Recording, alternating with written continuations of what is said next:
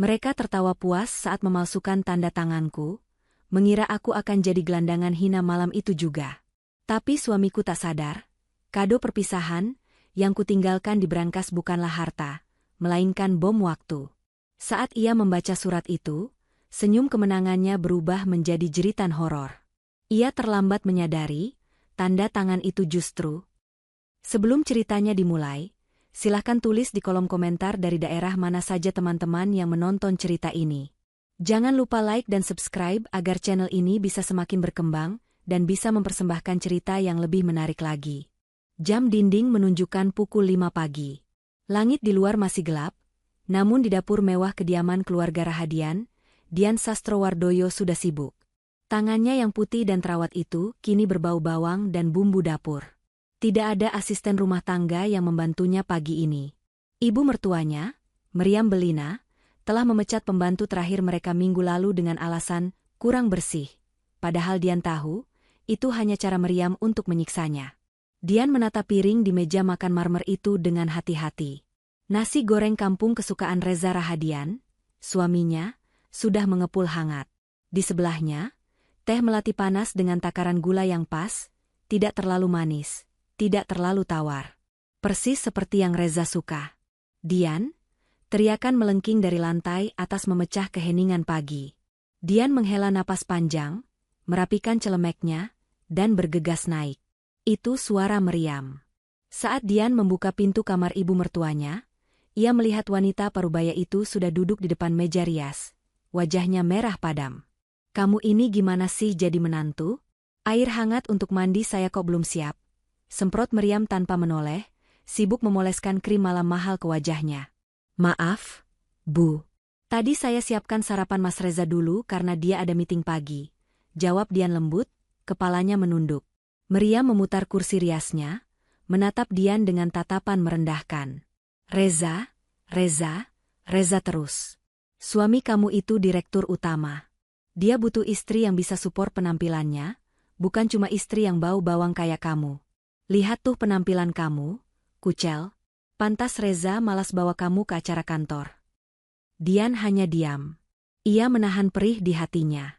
Padahal, gaun tidur sutra yang dipakainya masih layak, dan wajahnya pun bersih meski tanpa riasan. Namun di mata Meriam, Dian tidak akan pernah cukup. Dian bergegas ke kamar mandi dalam, menyalakan keran air panas bathtub. Di depan cermin wastafel, ia menatap pantulan dirinya sendiri. "Sabar, Dian," batinnya. "Kamu bertahan demi janji pada almarhum Papa." Setengah jam kemudian, Reza turun ke ruang makan. Pria itu tampak gagah dengan setelan jas biru navy. Namun, wajahnya masam. Ia tidak menyapa Dian yang sedang menuangkan teh. Ia justru sibuk dengan ponselnya. "Mas, sarapannya dimakan dulu. Nanti dingin," ucap Dian pelan. Reza melirik sekilas ke piring nasi goreng itu, lalu mendorongnya menjauh. "Aku nggak nafsu. Lagian, kamu nggak lihat jam? Aku telat. Anya sudah nunggu di depan." Jantung Dian berdesir mendengar nama itu. Anya Geraldine. Sekretaris pribadi Reza yang baru bekerja 6 bulan, namun sudah mengambil alih hampir seluruh hidup suaminya. "Anya jemput ke sini lagi?" tanya Dian, berusaha menahan getar dalam suaranya. "Ya iyalah. Kami ada meeting penting soal akuisisi lahan di Cikarang. Dokumennya ada di dia semua," jawab Reza ketus sambil meminum tehnya sekali teguk. "Oh ya, laporan keuangan kuartal 3 yang aku suruh kamu perbaiki semalam. Sudah selesai?" Dian mengangguk, mengambil sebuah map biru dari meja samping. "Sudah, Mas. Ada beberapa angka yang nggak balance di bagian pengeluaran operasional, tapi sudah aku rapikan. Ternyata ada kebocoran dana di pos hiburan direksi." Reza menyambar map itu tanpa mengucapkan terima kasih. Ia membukanya sekilas, lalu tersenyum puas. "Bagus. Jangan sampai ibu tahu soal pos hiburan itu. Nanti dia bawel." Tepat saat itu, suara klakson mobil terdengar dari depan rumah. "Itu Anya." Reza langsung berdiri, menyambar tas kerjanya. "Mas, nggak pamit dulu?" Dian mengulurkan tangan untuk menyalami suaminya, kebiasaan yang selalu ia lakukan selama 5 tahun pernikahan. Reza menepis halus tangan Dian, seolah menyentuh Dian adalah hal yang membuang waktu. Udah deh, jangan kampungan. Aku berangkat. Dian terpaku di tempatnya berdiri. Ia melihat punggung suaminya menghilang di balik pintu utama. Tak lama, ia mendengar suara tawa wanita, tawa Anya, saat Reza masuk ke dalam mobil. Dian berjalan pelan ke jendela, menyibakkan tirai sedikit. Di sana, di dalam mobil mewah yang dibeli dengan uang tabungan Dian di awal pernikahan mereka, ia melihat Anya Geraldine mencondongkan tubuhnya dan merapikan dasi Reza. Jarak mereka terlalu dekat untuk ukuran bos dan sekretaris. Air mata Dian menetes satu. Cepat-cepat ia hapus. Ia bukan wanita lemah. Ia adalah putri tunggal dari pendiri Sastro Group yang asli. Meski sekarang Reza yang duduk di kursi direktur karena Dian memilih mengalah, darah bisnis itu masih mengalir di tubuhnya. Suatu hari nanti, Mas, bisik Dian pada kaca jendela yang dingin. Kamu akan sadar siapa yang sebenarnya membuatmu terlihat hebat selama ini. Seminggu berlalu sejak pagi itu. Suasana rumah semakin dingin. Reza semakin jarang pulang, beralasan lembur atau dinas luar kota. Meriam Belina pun semakin menjadi-jadi, memperlakukan Dian layaknya pembantu yang tidak dibayar. Malam itu, hujan turun deras membasahi Jakarta. Petir menyambar sesekali, menciptakan kilatan cahaya yang dramatis. Dian sedang berada di kamarnya di lantai 2, baru saja selesai sholat Isya. Perasaannya tidak enak sejak sore tadi. Tiba-tiba, ia mendengar suara mobil masuk ke garasi. Suara mesin mobil sport Reza. Namun, Reza tidak sendirian. Sayup-sayup, Dian mendengar suara tawa meriam dan suara manja seorang wanita lain. Anya, kenapa dia malam-malam ke sini? Dian bermaksud turun untuk menyambut mereka, namun langkahnya terhenti di puncak tangga. Lampu ruang tengah menyala terang, dan suara percakapan mereka terdengar jelas karena posisi tangga yang memiliki akustik gema ke arah ruang makan. Gila ya, M.A. Hujan-hujan gini macetnya parah banget. Keluh Anya Geraldine dengan nada akrab, sama sekali tidak terdengar seperti bawahan berbicara pada atasan atau ibu atasan. Yang penting kan sekarang kita sudah sampai. Sayang, ayo duduk, tante sudah suruh Dian masak sop buntut tadi siang. Harusnya masih ada di panci, sahut Meriam antusias. Dian menahan napas. Ia mundur selangkah, bersembunyi di balik pilar besar di lantai 2. Ia mengintip ke bawah. Di meja makan, Reza duduk di ujung, tampak lelah namun gelisah. Meriam duduk di sisi kanannya, sementara Anya duduk di sisi kirinya, kursi yang seharusnya menjadi tempat Dian. Mas, kamu yakin Dian sudah tidur? Tanya Anya sambil memegang lengan Reza. Yakin. Dia kalau habis Isya biasanya baca buku di kamar terus tidur. Nggak bakal turun, jawab Reza acuh tak acuh. Meriam menepuk meja pelan. Oke, sekarang mumpung anak manja itu nggak ada, kita bahas rencananya. Reza, kapan kamu mau urus surat itu? Jantung Dian berdegup kencang. Surat apa? Reza mengusap wajahnya kasar. M.A., aku agak ragu. Kalau Dian tahu, ini bisa jadi pidana. Memalsukan tanda tangan untuk pelepasan hak aset itu bukan main-main. Dian menutup mulutnya dengan tangan agar tidak memekik. Memalsukan tanda tangan? Aduh, Reza. Meriam membentak anaknya. Kamu ini laki-laki atau bukan? Kamu mau selamanya hidup di bawah bayang-bayang warisan bapaknya Dian? Ingat, perusahaan itu memang warisan bapaknya, tapi kamu yang menjalankannya 5 tahun ini. Kamu berhak memiliki semuanya. Tapi M.A., secara hukum, saham mayoritas Sastro Group masih atas nama Dian. Rumah ini juga atas nama Dian. Kalau aku ceraikan dia sekarang, aku cuma dapat gonogini setengah. Itu pun kalau dia nggak nuntut macam-macam, bantah Reza. Anya kini ikut bicara. Suaranya lembut namun berbisa. Justru itu, sayang. Makanya kita butuh surat pelepasan hak itu. Di surat itu nanti tertulis kalau Dian secara sukarela menghibahkan seluruh saham dan aset properti ke kamu sebagai hadiah pernikahan, tertanggal mundur 2 tahun lalu. Jadi saat kalian cerai, aset itu sudah jadi milik pribadi kamu, bukan harta gonogini lagi. Dian keluar dari rumah ini cuma bawa baju di badan. Dian merasa lututnya lemas. Ia merosot duduk di lantai dingin di balik pilar. Tubuhnya gemetar hebat. Mereka tidak hanya ingin mengkhianati cintanya, tapi juga ingin merampok masa depannya dan membuatnya menjadi gelandangan. Tapi tanda tangannya? Reza masih terdengar ragu. Aku sudah latihan, Mas, potong Anya cepat. Tanda tangan Dian itu simpel. Ada lengkungan di huruf D dan tarikan garis lurus di akhir. Aku sudah coba tiru di kertas coretan dan hasilnya 99% mirip. Notaris Pak Burhan kan teman Mama, dia pasti mau sahkan asal ada uang pelicin. Meriam tertawa kecil, tawa yang terdengar mengerikan di telinga Dian. Tuh, denger kan? Anya itu cerdas. Dia yang pantas jadi istri kamu, jadi nyonya direktur. Bukan si Dian yang lembek itu. Pokoknya Mama mau, minggu depan surat itu sudah beres. Setelah Aset pindah nama, kamu langsung talak Dian. Usir dia. Mama udah muak lihat muka sok suci dia. Reza terdiam sejenak, lalu terdengar helaan napas panjang. Oke, lakukan. Tapi pastikan rapi. Jangan sampai Nicholas, pengacara sok pahlawan itu tahu. Tenang aja, sayang. Kita main cantik, bisik Anya. Dian memejamkan mata. Air matanya mengalir deras, namun kali ini bukan air mata kesedihan. Itu adalah air mata kemarahan. Rasa sakit di dadanya perlahan berubah menjadi api yang membara. Suami yang ia layani, mertua yang ia hormati, ternyata adalah sekumpulan perampok yang ingin membunuhnya pelan-pelan. Di tengah kegelapan lantai 2, Dian menghapus air matanya dengan kasar. Wajah lembutnya berubah dingin. Kalian ingin bermain api? Gumam Dian lirih, nyaris tak terdengar. Baik. Aku akan pastikan kalian terbakar sampai jadi abu. Keesokan harinya, Dian bangun lebih pagi dari biasanya. Wajahnya bengkak karena menangis semalaman, tapi ia menutupinya dengan kompres es dan sedikit riasan tipis, sesuatu yang jarang ia lakukan di rumah. Saat ia turun ke dapur, ia melihat sisa piring kotor bekas makan malam, konspirasi, itu masih berserakan di meja. Tidak ada rasa marah yang meledak-ledak lagi. Yang ada hanya ketenangan yang menakutkan.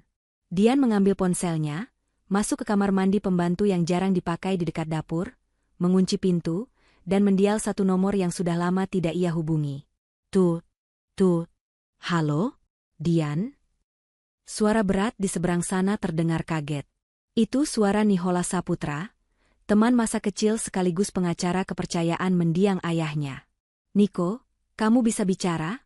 Suara Dian terdengar datar namun tegas. Bisa, tentu saja. Tumben telepon pagi-pagi. Ada apa? Suaramu terdengar beda. Aku butuh bantuanmu. Ini soal Reza dan perusahaan Papa. Dian menarik napas panjang. Mereka berencana memalsukan tanda tanganku untuk mengalihkan semua aset. Hening sejenak di seberang sana. Lalu terdengar suara kursi digeser kasar. Nada bicara Nicholas berubah serius dan tajam. Kamu punya buktinya? Belum bukti fisik. Aku dengar pembicaraan mereka semalam. Reza, ibunya, dan Anya Geraldine. Mereka akan mengeksekusi ini dalam minggu ini. Mereka mau buat surat hibah palsu tertanggal mundur. Bajingan, umpat Nicholas pelan. Dian, dengerin aku. Kamu harus keluar dari rumah itu sekarang juga. Itu berbahaya. Enggak, Niko, potong Dian cepat. Kalau aku pergi sekarang, mereka akan curiga. Mereka akan cari cara lain yang lebih kasar. Aku harus tetap di sini. Aku harus biarkan mereka melakukannya. Kamu gila? Kalau surat itu disahkan notaris, posisi kamu lemah. Justru itu yang aku mau. Biarkan mereka melakukan tindak pidana itu sampai selesai. Biarkan mereka merasa menang. Aku butuh kamu untuk siapkan jaring di bawahnya. Maksud kamu? Dian menatap cermin kamar mandi yang buram. Perusahaan Papa, PT Sastro Group, bukankah bulan depan jadwal perpanjangan kredit besar-besaran dengan Bank Nasional? Iya, benar. Dan bank hanya mau mencairkan kalau jaminannya solid. Jawab Niko. Aku mau kamu diam-diam lakukan pemisahan aset. Gunakan surat kuasa penuh yang pernah Papa buatkan untukku sebelum meninggal, surat yang tidak pernah Reza tahu. Pindahkan semua aset produktif, paten, dan kontrak klien utama ke holding company baru yang pernah kita bahas dulu. Sisakan hanya cangkangnya di PT Sastro Group. Sisakan utang-utangnya dan aset yang sengketa. Nicholas terdiam lama, mencerna rencana itu. Itu brilian, tapi sangat berisiko, Dian. Kalau Reza tahu asetnya kosong sebelum tanda tangan palsu itu jadi. Dia nggak akan tahu. Dia terlalu sibuk selingkuh dan terlalu bodoh untuk cek detail operasional. Dia cuma peduli title dan gaya hidup. Lakukan, Niko. Anggap ini perintah pemegang saham mayoritas. Baik, Bu Bos. Aku kerjakan sekarang. Tapi kamu harus hati-hati. Kamu harus akting sebaik mungkin. Jangan khawatir. Dian tersenyum miris.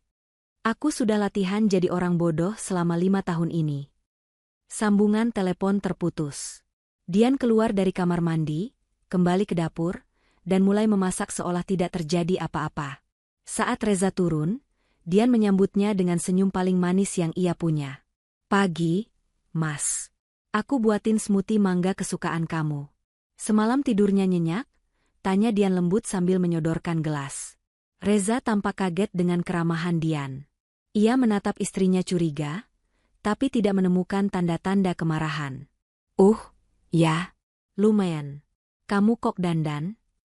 Cuma ingin kelihatan segar aja buat suami. Jawab Dian sambil merapikan kerah ke meja Reza. Tangannya menyentuh leher suaminya, dan dalam hati ia membayangkan mencekik leher itu. Mas, nanti malam mau dimasakin apa? Nggak usah. Aku lembur lagi, jawab Reza cepat, menghindari tatapan mata Dian. Oh, ya sudah. Jangan capek-capek ya cari uangnya. Ingat kesehatan, ucap Dian dengan nada penuh perhatian. Reza mengangguk kaku dan segera pergi. Di dalam mobil, Reza menelepon Anya. Aman. Dian nggak tahu apa-apa. Dia malah makin manja pagi ini. Kayaknya dia benar-benar bego. Di dapur, Dian membuang sisa smoothie yang tidak diminum Reza ke wastafel. Tatapannya tajam menatap putaran air yang menghilang ke saluran pembuangan. Nikmati sisa waktumu, Mas. 3 hari kemudian, momen yang ditunggu, sekaligus ditakuti, itu tiba. Dian sengaja pamit keluar rumah dengan alasan ingin menjenguk teman lamanya yang sakit. Ini adalah bagian dari rencananya, memberikan ruang bagi mereka untuk beraksi. Ia tahu Reza tidak sabaran. Namun, Dian tidak benar-benar pergi. Ia memarkir mobilnya di sebuah kafe 2 blok dari rumah, lalu menyelinap kembali masuk lewat pintu samping yang kuncinya sudah ia duplikat, akses yang hanya diketahui oleh tukang kebun. Rumah sepi. Asisten rumah tangga harian sudah pulang. Dian mengendap-endap menuju ruang kerja Reza di lantai 1. Pintu itu sedikit terbuka. Di dalam sana, ketegangan terasa begitu pekat. Reza duduk di kursi kebesarannya, keringat dingin membasahi dahinya. Di depannya terhampar beberapa lembar dokumen dengan materai tertempel rapi. Anya Geraldine berdiri di sampingnya, memegang pena mahal dengan tangan yang sedikit gemetar. Meriam Belina mondar-mandir di belakang mereka seperti mandor yang tidak sabar. Ayo cepat, Anya. Keburu si Dian pulang, desak Meriam. Sebentar, Tante. Ini kertas segel asli. Kalau salah coret sedikit saja, kita harus ulang dari awal ngeprint dan cari materai tanggal lama lagi. Susah, jawab Anya ketus. Ia menarik napas panjang, mencoba menenangkan sarafnya. Dian mengintip dari celah lemari buku di sudut ruangan yang gelap. Ia telah memasang kamera kecil tersembunyi di antara tumpukan buku ensiklopedia sehari sebelumnya. Kamera itu sekarang merekam segalanya. Mana contoh tanda tangannya? Tanya Anya. Reza menyodorkan buku tabungan lama milik Dian. Ini, lihat lekukannya. Anya mulai menggoreskan pena di atas kertas latihan. Sret. Oke, aku siap, ucap Anya. Anya meletakkan ujung pena di atas dokumen, surat pernyataan pelepasan hak dan hibah aset. Suasana hening mencekam. Bahkan Meriam berhenti mondar-mandir. Dengan gerakan luwes, Anya memalsukan tanda tangan Dian di atas materai 10.000 itu. Selesai 1, gumam Anya. Lanjut ke surat pemindahan saham. Perintah Reza, suaranya parau. Anya kembali menandatangani dokumen kedua, ketiga, dan keempat. Total ada 5 dokumen penting yang akan mengubah kepemilikan harta senilai ratusan miliar rupiah. Setelah lembar terakhir ditandatangani, Meriam langsung menyambar kertas itu. Ia menatap tanda tangan palsu itu dengan mata berbinar-binar. Sempurna. Ini persis banget sama tanda tangan si udik itu. Seru Meriam kegirangan. Ia mencium kertas itu. Akhirnya, harta ini aman. Reza menyandarkan punggungnya ke kursi, menghembuskan napas lega yang panjang. Besok pagi Pak Burhan notaris akan legalkan ini. Lusa, aku akan ajukan gugatan cerai ke pengadilan agama. Jangan lupa ganti kunci rumah besok sore, sayang. Biar pas dia pulang dari mana tuh, dia nggak bisa masuk lagi. Tambah Anya sambil duduk di pangkuan Reza, melingkarkan tangannya di leher pria itu. Reza tersenyum, lalu mencium pipi Anya. Makasih ya, kamu penyelamat aku. Sama-sama, Pak Direktur Utama pemilik Tunggal Sastro Group, goda Anya. Di balik persembunyiannya, Dian merekam semua itu lewat aplikasi di ponselnya yang terhubung ke kamera tersembunyi. Bukti fisik, bukti visual, bukti audio. Semuanya lengkap. Hatinya terasa sakit melihat suaminya bermesraan dengan wanita lain di atas dokumen yang merampok haknya. Tapi logika Dian bekerja lebih cepat. Tinta merah sudah tertoreh. Batinnya. Kalian baru saja menandatangani vonis kehancuran kalian sendiri. Dian menunggu sampai mereka keluar dari ruang kerja menuju ruang tengah untuk merayakan keberhasilan itu dengan membuka botol anggur. Saat mereka lengah, Dian menyelinap keluar lewat jalan yang sama, kembali ke mobilnya, dan berpura-pura baru pulang 1 jam kemudian. Malam itu, suasana makan malam terasa sangat berbeda. Jika biasanya dingin dan kaku, kali ini Reza dan Meriam tampak sangat ceria. Bahkan terlalu ceria. Dian, makan yang banyak dong. Kamu kurusan lo, tegur Meriam dengan nada yang dibuat-buat ramah, sambil menyendokkan rendang ke piring Dian. Dian tahu arti keramahan ini. Ini adalah keramahan seorang jagal yang memberi makan sapi sebelum disembelih. Terima kasih, Bu, jawab Dian pelan. Ibu kelihatan senang sekali hari ini. Ada kabar baik. Meriam dan Reza saling bertukar pandang penuh arti. Reza tersenyum miring. Ya, bisa dibilang begitu. Proyeksi bisnis bulan depan kelihatan sangat cerah. Aku rasa semua beban akan segera terangkat. Oh ya? Alhamdulillah kalau begitu, Mas. Aku ikut senang, ujar Dian, menyuap nasinya dengan tenang. Dian, panggil Reza tiba-tiba. Ya, Mas. Minggu depan aku mau adakan syukuran kecil-kecilan di kantor. Mungkin kamu nggak perlu datang ya? Soalnya ini acara teknis banget. Takut kamu bosan. Nanti banyak orang ngerokok juga. Itu bohong. Dian tahu itu pasti pesta perayaan pengambil alihan saham. Mereka ingin mengumumkan struktur kepemilikan baru tanpa kehadiran Dian. Nggak apa-apa, Mas. Aku di rumah saja beres-beres. Jawab Dian patuh. Selesai makan, Dian masuk ke kamar. Ia melihat Reza sedang berdiri di balkon, menelepon seseorang, kemungkinan besar Anya. Dian membuka laci meja riasnya, mengambil sebuah kotak beludru kecil. Di dalamnya bukan perhiasan, melainkan sebuah flash disk berwarna emas. Dian mengambil secari kertas surat, lalu menulis dengan tulisan tangan yang indah. Untuk suamiku tersayang, selamat atas pencapaian barumu menjadi pemilik tunggal. Ini hadiah kecil untuk kenang-kenangan. Bukalah saat kamu merasa paling tinggi. Dari istrimu, Dian. Dian memasukkan flash disk itu ke dalam kotak, membungkusnya dengan kertas kado yang cantik, dan menyimpannya di bagian paling belakang brankas kecil di lemari Reza, tempat yang jarang Reza buka kecuali untuk mengambil paspor atau jam tangan mewahnya. Ponsel Dian bergetar. Pesan masuk dari Nicholas. Nicholas, lawyer, notaris Burhan sudah mendaftarkan akta perubahan hari ini. Legalitas pindah ke Reza. Tapi sesuai instruksimu, aset likuid dan kontrak utama sudah resmi beralih ke New DS Corp 2 jam sebelum akta mereka terbit. Sekarang PT Sastro Group secara teknis cuma memegang gedung tua, mesin rusak, dan utang bank senilai 50 miliar yang jatuh tempo bulan depan. Dian membaca pesan itu sambil tersenyum tipis. Senyum yang tidak pernah dilihat Reza sebelumnya. Senyum yang mengandung bahaya. Ia membalas pesan Niko, umpan sudah dimakan. Sekarang kita tunggu mereka berpesta. Dian berjalan ke arah cermin besar di kamarnya. Ia menatap wanita di pantulan itu. Wanita yang selama ini diam, menunduk, dan menerima caci maki. Malam ini, wanita itu hilang. Yang berdiri di sana sekarang adalah Dian Sastrowardoyo, putri Sang Taipan, yang siap mengambil kembali mahkotanya.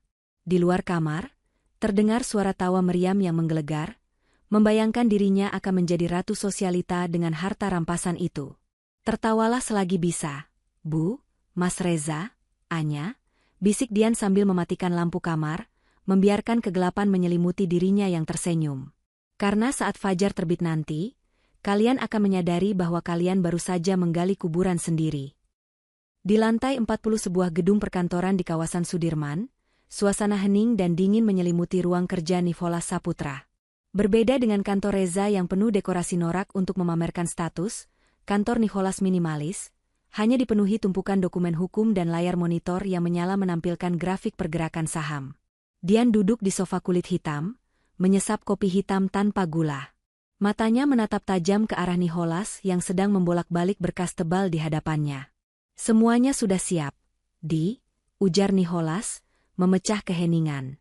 Ia meletakkan pena di atas meja, menatap sahabatnya dengan pandangan campur aduk, kagum sekaligus khawatir.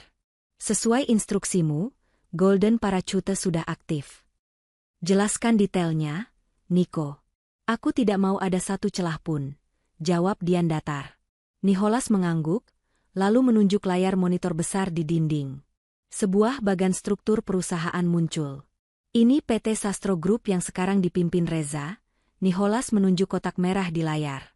Secara hukum, Reza memang direktur utama. Dan berkat dokumen palsu yang mereka buat kemarin, dia akan segera merasa memiliki 90% sahamnya.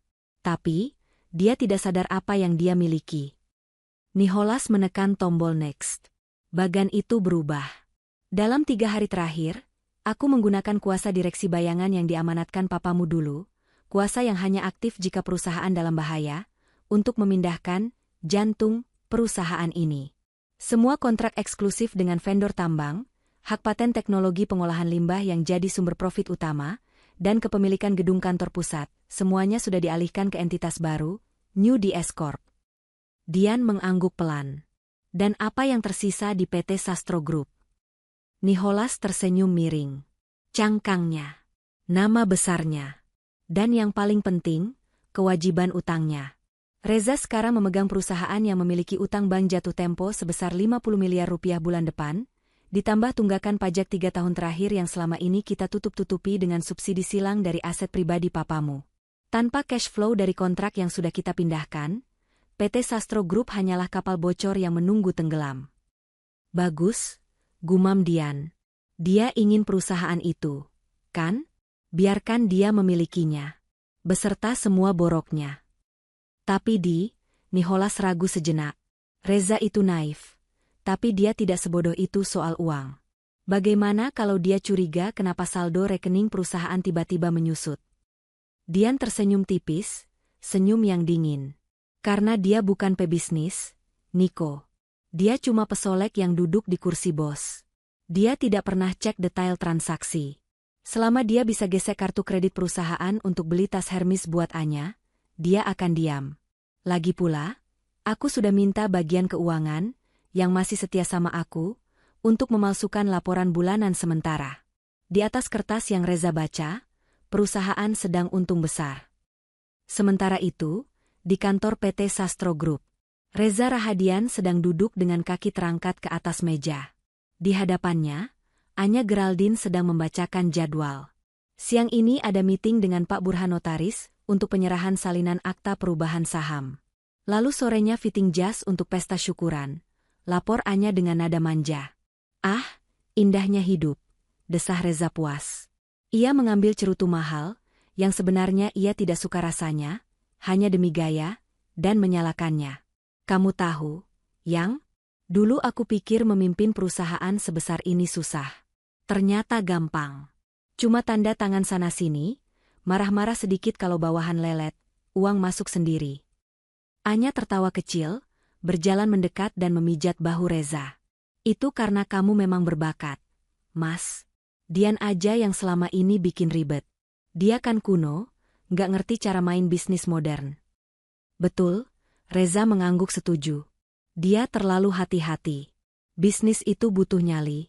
Lihat sekarang, begitu saham beralih ke aku yakin valuasi perusahaan ini bakal naik 2 kali lipat. Pintu ruangan diketuk. Seorang manajer keuangan senior, Pak Budi, masuk dengan wajah pucat. Pak Budi adalah orang lama, kepercayaan mendiang ayah Dian, yang dipaksa bertahan oleh Dian demi momen ini. Maaf Pak Reza, ucap Pak Budi gugup. Ada beberapa dokumen transfer aset yang harus Bapak tanda tangani. Ini untuk, restrukturisasi divisi agar pajak kita lebih ringan. Reza mendengus kesal. Dokumen lagi? Saya baru mau santai. Penting, Pak. Harus hari ini agar pajaknya bisa ditekan. Desak Pak Budi, menyodorkan tumpukan kertas tebal. Di antara tumpukan itu terselip surat persetujuan pelepasan aset produktif ke pihak ketiga, New DS Corp. Reza tidak membacanya. Ia bahkan tidak melihat judul kop suratnya. Pikirannya sudah melayang pada pesta nanti malam dan liburan ke Eropa bersama Anya setelah cerai. Sret, sret, sret. Reza membubuhkan tanda tangannya di setiap lembar yang ditunjuk Pak Budi. Sudah. Sana keluar, usir Reza. Pak Budi membungkuk hormat, menyembunyikan senyum lega sekaligus kasihan. Dengan tanda tangan itu, Reza baru saja secara legal membuang harta karunnya dan hanya menyisakan sampah. Terima kasih, Pak. Saya permisi, ucap Pak Budi, mundur teratur. Reza kembali menatap Anya. Sampai di mana kita tadi? Sampai di bagian kita jadi raja dan ratu, bisik Anya. Mereka tertawa bersama, tidak menyadari bahwa di balik pintu, Pak Budi langsung mengirim pesan singkat ke Dian. Done, ikan sudah masuk bubu. Malam harinya, suasana di rumah berubah menjadi neraka yang sesungguhnya bagi Dian. Dian baru saja selesai mandi ketika pintu kamarnya digedor keras. Bukan diketuk, tapi digedor. Buka. Heh, Dian. Buka pintunya. Suara cempreng meriam Belina terdengar. Dian membuka pintu dengan tenang. Di depannya, Meriam berdiri sambil berkacak pinggang. Sementara 2 orang pembantu baru sewaan Meriam berdiri canggung di belakangnya membawa kardus-kardus kosong. Ada apa, Bu? Kok teriak-teriak? Tanya Dian. Mulai malam ini, kamu pindah kamar. Perintah Meriam seenaknya. Dian mengerutkan kening. Pindah? Kemana? Ini kamar utama saya dan Mas Reza. Itu dulu. Sentak Meriam. Sekarang Reza butuh ruang pribadi. Dia stres kerja seharian. Dia butuh kamar yang vibesnya positif. Kamar ini suram kalau ada kamu. Aura kamu itu loh, aura orang susah. Bikin rezeki anak saya seret. Dian menahan napas. Lalu saya tidur di mana? Meriam menunjuk ke arah belakang rumah dengan dagunya. Kamar tamu bawah. Yang dekat gudang. Itu cukup kan buat kamu? Lagian kamu kan gak punya barang mewah, jadi gak butuh lemari besar. Dian menatap mata ibu mertuanya. Tidak ada sedikit pun rasa belas kasih di sana. Hanya ada kebencian murni yang didorong oleh keserakahan. Bu, rumah ini peninggalan papa saya. Eits, jangan bawa-bawa orang mati, potong Meriam cepat. Rumah ini sudah jadi aset perusahaan. Dan perusahaan milik Reza. Jadi ini rumah Reza. Kamu itu cuma numpang. Harusnya bersyukur nggak saya suruh tidur di garasi. Reza muncul dari lorong, masih mengenakan pakaian kerja. Ia melihat keributan itu tapi tidak melakukan apa-apa untuk membela istrinya. Mas, panggil Dian, menatap suaminya. Kamu biarkan ibu usir aku dari kamar kita sendiri. Reza membuang muka, pura-pura sibuk membetulkan jam tangannya. Ibu benar, Di. Aku butuh ketenangan. Akhir-akhir ini kamu tidurnya ngorok. Aku nggak bisa istirahat. Pindah aja sementara ke bawah. Alasan yang sangat konyol. Dian tidak pernah mendengkur seumur hidupnya. Baik, jawab Dian singkat. Ia tidak mau berdebat. Ia tidak mau membuang energinya untuk drama murahan ini. Mbak, tolong masukkan baju-baju saya ke kardus, kata Dian pada pembantu itu. Tunggu dulu, cegah Meriam. Ia masuk ke dalam kamar, membuka lemari pakaian Dian, dan mulai memilah-milah. Ia mengambil beberapa tas branded koleksi lama Dian, dan beberapa perhiasan. Ini semua dibeli pakai uang Reza kan? Jadi ini milik Reza.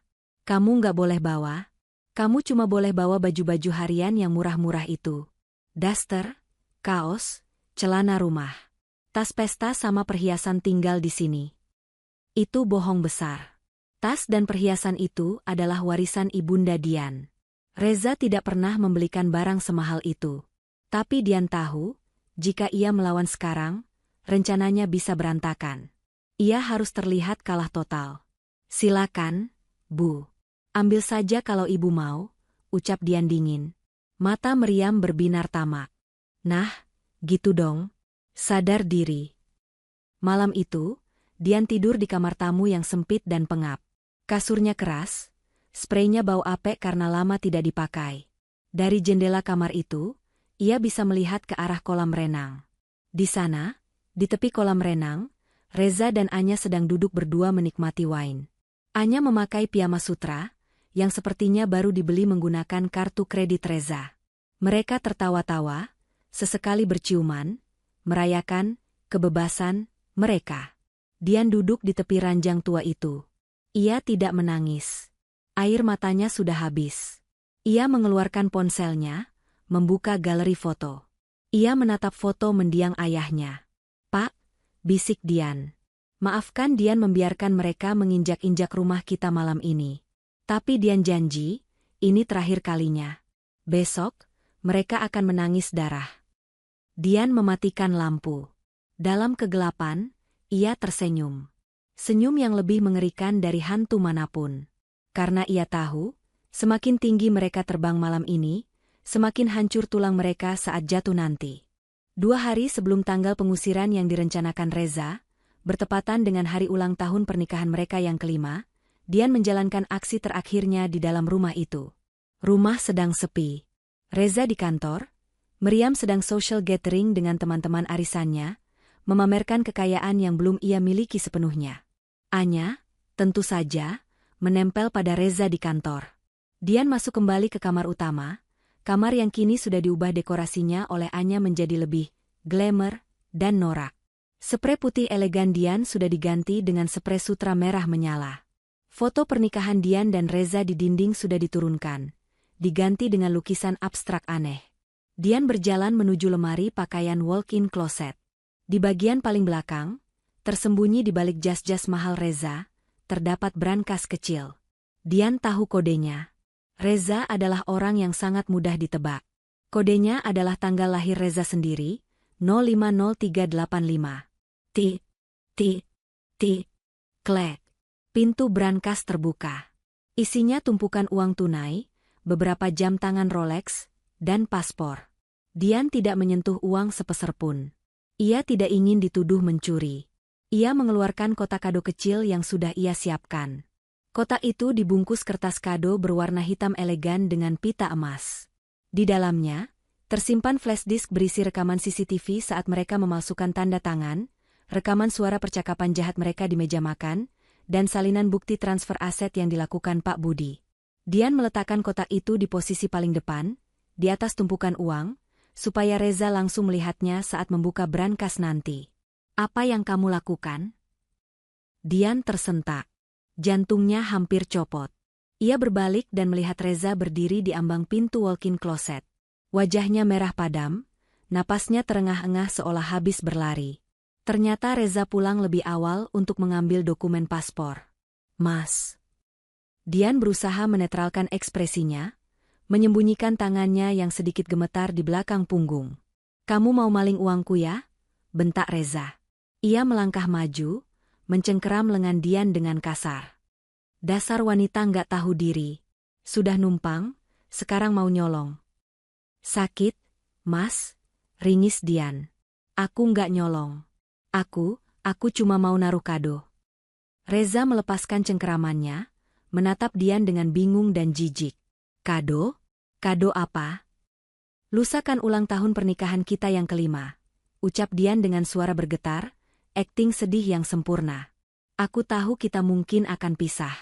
Aku tahu kamu sudah nggak cinta sama aku. Tapi, aku cuma ingin kasih kenang-kenangan terakhir. Sebagai tanda terima kasih kamu pernah jadi suamiku. Reza terdiam. Ia melirik ke dalam brankas yang masih terbuka. Memang ada kotak kado di sana. Tidak ada uang yang hilang. Egonya yang besar langsung merasa menang. Ia berpikir Dian begitu menyedihkan, masih memuja-muja dirinya meski sudah disakiti. Cih, Reza mendengus meremehkan. Buat apa kado? Nggak guna. Tapi ya sudah, kalau kamu maksa. Awas kalau isinya sampah. Reza mengambil paspornya dari dalam brankas, lalu membanting pintu brankas hingga tertutup. Ia sama sekali tidak penasaran untuk membuka kado itu sekarang. Baginya, apapun dari Dian tidaklah penting. Keluar kamu dari kamar ini. Bau kamu bikin apek ruangan, usir Reza. Dian menunduk, berjalan keluar melewati Reza. Saat ia membelakangi suaminya, senyum tipis terukir di bibirnya. Nyaris saja, batin Dian. Tapi kebodohanmu menyelamatkan rencanaku, Mas. Simpan kado itu baik-baik. Itu bom waktu yang akan meledak tepat di wajahmu. Reza tidak tahu bahwa di dalam kotak itu juga terselip sepucuk surat kecil yang berbunyi, kunci jawaban dari teka-teki kehancuranmu ada di sini. Hari yang ditunggu-tunggu oleh para pengkhianat itu tiba. Malam ini, Reza mengadakan pesta tertutup di sebuah ballroom hotel bintang 5. Judul acaranya, New Era of Sastro Group, Under the Leadership of Reza Rahadian. Undangan disebar ke kolega bisnis, pejabat, dan sosialita. Tentu saja, Dian Sastrowardoyo tidak diundang. Di ballroom itu, Reza tampil bak raja. Ia mengenakan tuxedo hitam mengkilap, rambutnya disisir rapi ke belakang. Di sampingnya, Anya Geraldine mengenakan gaun merah menyala dengan belahan tinggi, memamerkan kaki jenjangnya, seolah mendeklarasikan posisinya sebagai nyonya baru. Meriam Belina sibuk berkeliling, memamerkan kalung berlian, yang ia beli secara kredit atas nama perusahaan, kepada teman-temannya. Selamat ya, Pak Reza. Hebat sekali manuver bisnisnya. Puji seorang pengusaha yang tidak tahu apa-apa. Ah, biasa saja. Ini semua hasil kerja keras dan visi saya selama 5 tahun, jawab Reza dengan sombong, menyesap champagne-nya. Pemimpin sebelumnya ya, tahulah, terlalu konservatif.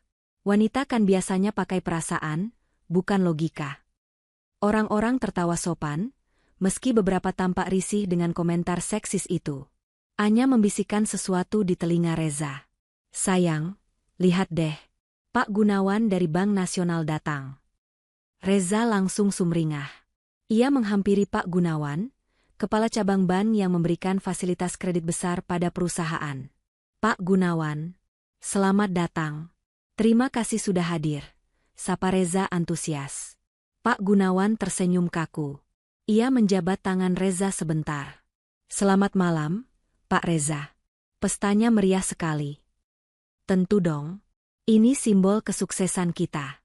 Oh ya, Pak, soal perpanjangan kredit bulan depan, aman kan? Dengan aset saya yang sekarang sudah full atas nama saya, harusnya limitnya bisa dinaikkan dong. Pak Gunawan menatap Reza dengan pandangan aneh. Ada kilatan kasihan di matanya. Kita bicarakan itu di kantor saja nanti, Pak Reza. Malam ini Bapak nikmati saja pestanya. Siap. Tenang saja, Pak. Bunga berapapun saya bayar. Reza tertawa lepas, menepuk bahu Pak Gunawan seolah mereka sahabat karib. Di sudut lain, Meriam sedang memecat karyawan lewat telepon. Halo, HRD? Iya, saya ibunya Pak Reza. Mulai besok, pecat Sirina, Budi, dan Joko. Mereka itu orang-orangnya Dian. Mukanya nggak enak dilihat. Ganti sama yang lebih muda dan good looking. Perintah Meriam seenaknya, lalu menutup telepon sambil memakan canape. Sementara mereka berpesta di atas awan kebodohan, di rumah yang sepi, Dian sedang mengemasi barang-barangnya. Hanya satu koper ukuran sedang. Isinya pakaian sederhana, foto orang tuanya, dan laptop kerjanya. Tidak ada harta benda. Dian berdiri di ruang tengah yang megah itu. Ia melihat sekeliling. Rumah ini penuh kenangan masa kecilnya bersama ayahnya. Sebelum Reza dan ibunya datang meracuni segalanya. Rumah ini akan kembali padaku. Janji Dian pada dinding-dinding bisu. Tapi sebelum itu, biarkan mereka merasakan dinginnya lantai penjara. Dian mendengar suara mobil Nicholas di depan pagar. Jemputannya sudah tiba. Saat Dian melangkah keluar, hujan mulai turun rintik-rintik. Ia tidak menoleh ke belakang. Ia masuk ke dalam mobil Nicholas yang hangat. "Siap?" tanya Nicholas. "Sangat siap," jawab Dian. Ia mengeluarkan ponselnya, membuka aplikasi smart home yang terhubung ke rumah itu. Dengan satu ketukan jari, Dian mematikan CCTV rumah, mematikan aliran listrik ke kulkas tempat penyimpanan wine mahal Reza, dan mengubah kode kunci pintu utama menjadi kode default pabrik. "Biarkan mereka bingung nanti malam," gumam Dian. Nicholas tertawa kecil, lalu menginjak pedal gas. Mobil melaju menembus malam, meninggalkan rumah yang sebentar lagi akan menjadi medan perang. Pukul 1 dini hari. Pesta telah usai. Reza, Anya, dan Meriam pulang dalam keadaan mabuk kemenangan. Mereka tertawa-tawa saat turun dari mobil. "Aduh, Mama capek banget tapi happy," seru Meriam sambil sempoyongan. "Tadi Bu Dharma sampai melongo lihat berlian Mama." "Kamu hebat banget tadi pidatonya, sayang," puji Anya sambil menggelayut manja di lengan Reza. Mereka sampai di pintu depan. Reza menekan kode pintu digital. Ti, ti, ti, ti, error. "Loh, kok nggak bisa?" Reza mengerutkan kening. Ia mencoba lagi. Error. "Ah, kamu mabuk kali. Sini aku aja," kata Anya. Ia mencoba menekan kode. Masih error. "Sialan. Rusak nih pintunya," umpat Reza. Ia menggedor pintu. Dian, buka pintu. Jangan pura-pura tidur kamu." Tidak ada jawaban. Rumah gelap gulita. Setelah 10 menit menggedor dan berteriak, akhirnya Reza ingat ia punya kunci manual cadangan di dompetnya. Dengan susah payah, ia berhasil membuka pintu. Mereka masuk ke ruang tengah. Reza menyalakan saklar lampu. Klik. Lampu menyala. Dan pemandangan di hadapan mereka membuat mereka terdiam. Di tengah meja ruang tamu, tergeletak sebuah amplop coklat besar dengan logo Pengadilan Agama. Di sebelahnya, ada kunci rumah dan kunci mobil Honda Jazz lama yang biasa dipakai Dian. Tidak ada Dian. "Mana anak itu?" tanya Meriam bingung. Reza menyambar amplop itu dan merobeknya. Isinya adalah surat gugatan cerai yang diajukan oleh Dian, lengkap dengan lampiran yang membuat mata Reza terbelalak. Itu bukan sekadar gugatan cerai. Di situ tertulis, tuntutan perceraian dengan alasan KDRT verbal, perselingkuhan, dan penelantaran. Tapi yang membuat Reza, Anya, dan Meriam lebih kaget adalah sebuah sticky note kuning yang tertempel di kertas itu. Tulisan tangan Dian. "Aku pergi. Terima kasih sudah menunjukkan wajah asli kalian. Oh ya, Mas, jangan lupa buka kado di brankas. Itu bekal kamu untuk rapat besok pagi." "Dasar perempuan gila," teriak Reza. Ia melempar kertas itu ke lantai.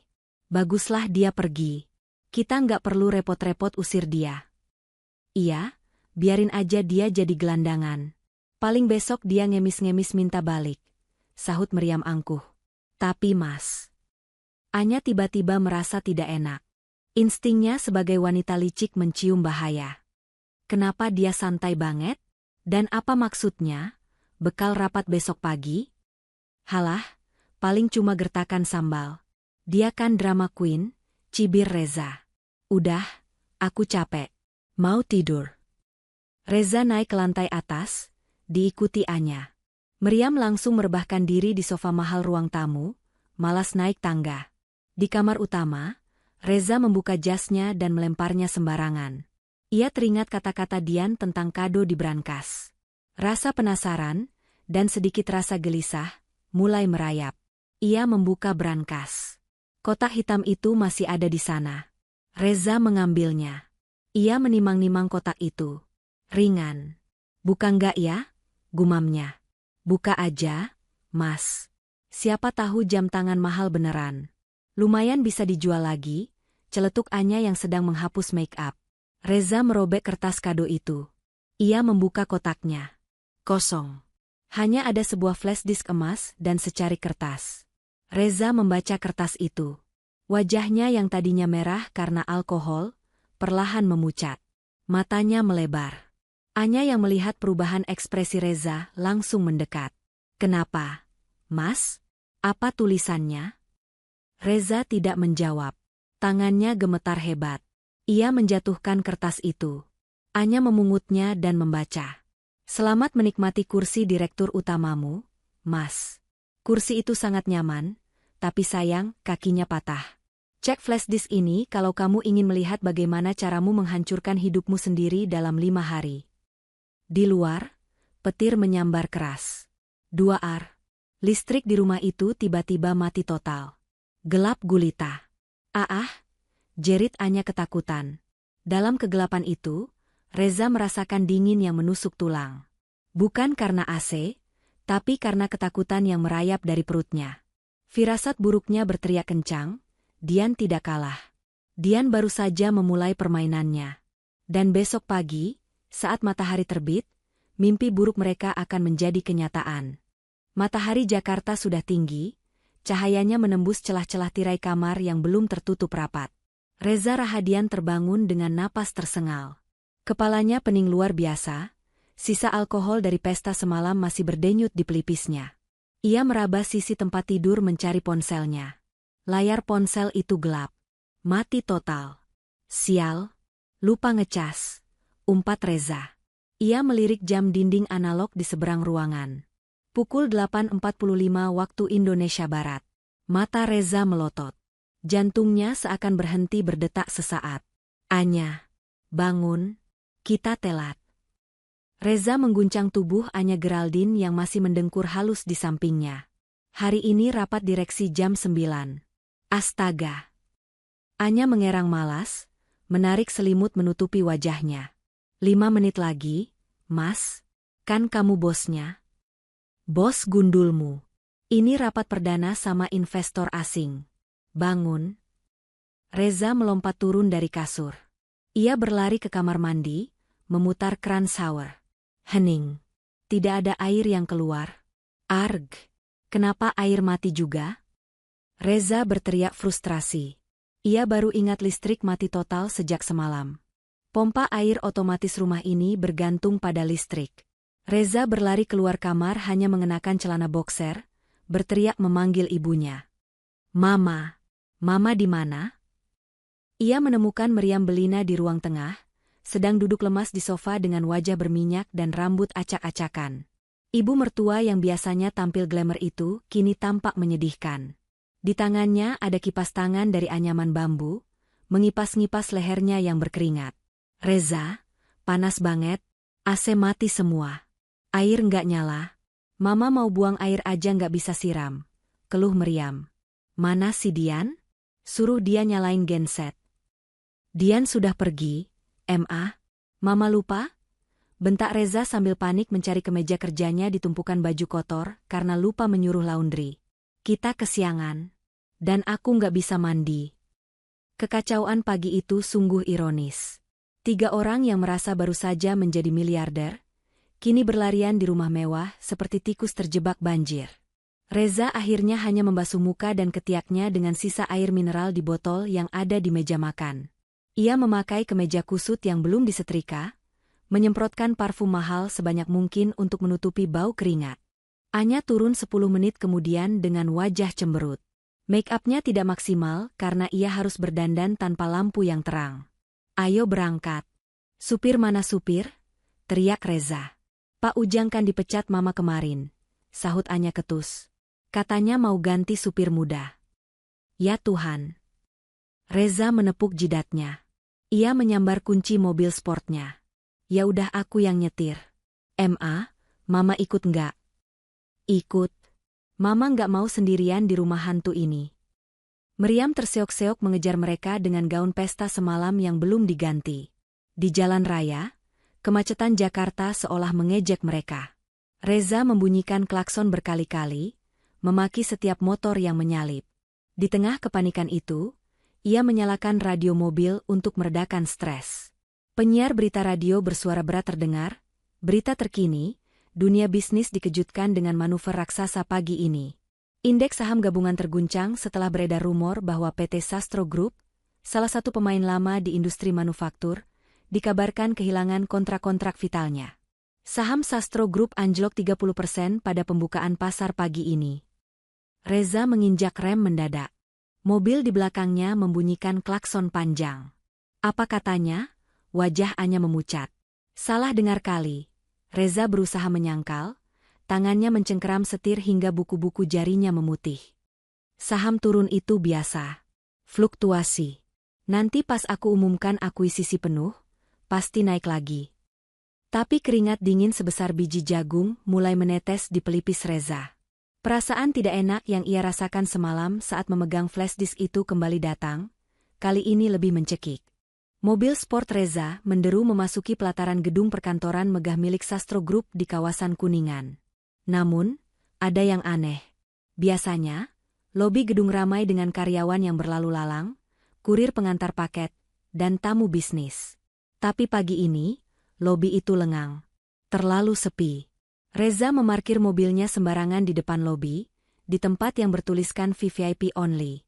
Ia keluar dengan langkah lebar, diikuti Anya yang kesulitan berjalan dengan high heelsnya, dan Meriam yang masih mengomel soal panas.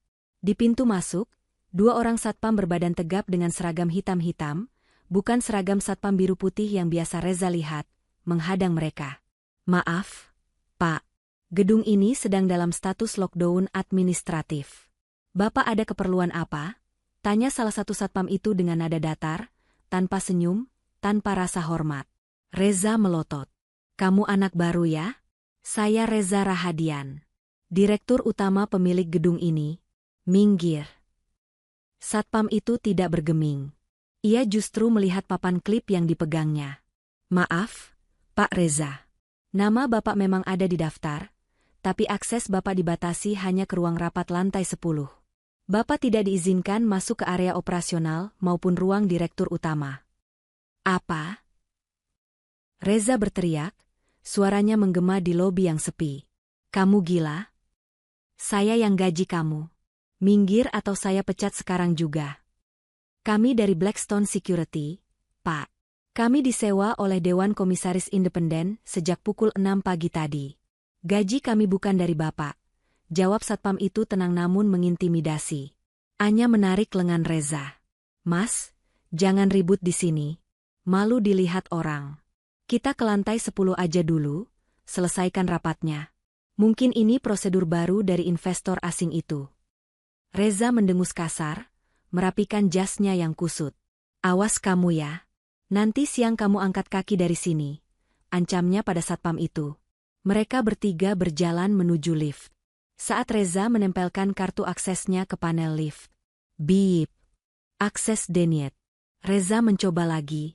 Akses denied. Sialan, kenapa hari ini semua ngajak berantem sih? Reza menendang pintu lift.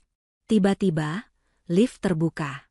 Di dalamnya ada Pak Budi, manajer keuangan yang kemarin meminta tanda tangan Reza. Wajah Pak Budi tampak segar, tersenyum sopan. Selamat pagi, Pak Reza. Mari, saya antar ke atas. Kartu Bapak memang sudah dinonaktifkan oleh sistem pusat, kata Pak Budi ramah. Budi. Apa-apaan ini? Kenapa kartu saya mati? Dan siapa satpam-satpam sok jagoan di depan itu? Semprot Reza begitu masuk ke dalam lift. Pak Budi hanya tersenyum misterius. Semua akan dijelaskan di rapat umum pemegang saham luar biasa, RUPSLB, di atas, Pak. Silakan. Lift meluncur naik. Suasana di dalam kotak besi itu terasa menyesakkan. Anya memegang erat tangan Reza. Meriam mulai berdoa komat kamit. Reza menatap angka lantai yang berganti satu persatu. 5, 6, 7. Saat lift berhenti di lantai 8, lantai operasional, pintu terbuka sedikit. Reza mengintip keluar. Kosong. Meja-meja kerja, cubikle, yang biasanya penuh dengan staf marketing, akunting, dan administrasi, kini kosong melompong. Komputer-komputer sudah tidak ada. Berkas-berkas hilang.